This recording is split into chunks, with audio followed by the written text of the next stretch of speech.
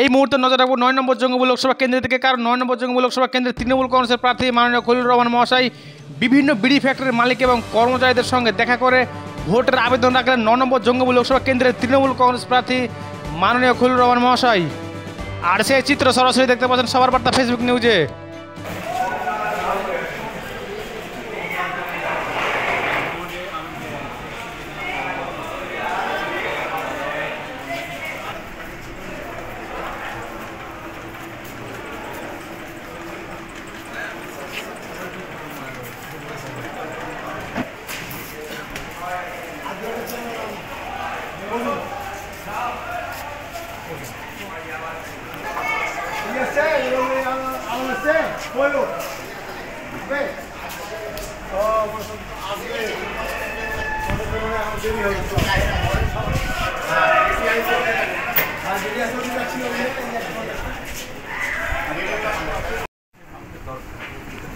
একটা সময়ে মানে আজ থেকে বলতে পারা যায় 10 বছর আগে 5 জন বা 6 জন বা 4 জন এরকম বিড়ি মালিকদেরকে দেখা যেত পার্লামেন্টের আপার হাউস বা লোয়ার হাউস দুটো হয়েছে।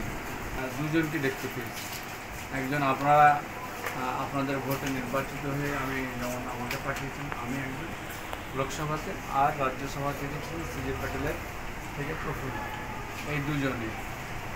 কিন্তু দরকার বেশি আর কি, কারণ যেভাবে কেন্দ্রীয় সরকারের বুঝতে পারছি বিড়ি ইন্ডাস্ট্রি বা টোবাকো ইন্ডাস্ট্রিকে বন্ধ করার লক্ষ্যে আমরা প্রতিবাদ সোচ্চার হচ্ছি আর কি দিল্লিতে।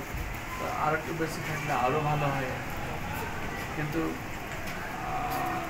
সেটা ডিপেন্ড করছে সবটাই আপনাদের উপরে। তো আমি চাইছি, আর যেহেতু আমি প্রার্থী, আমাকে আপনাদের কাছে আসতেই হবে, আপনাদের কাছে আমাকে ভোট প্রার্থনা করতেই হবে।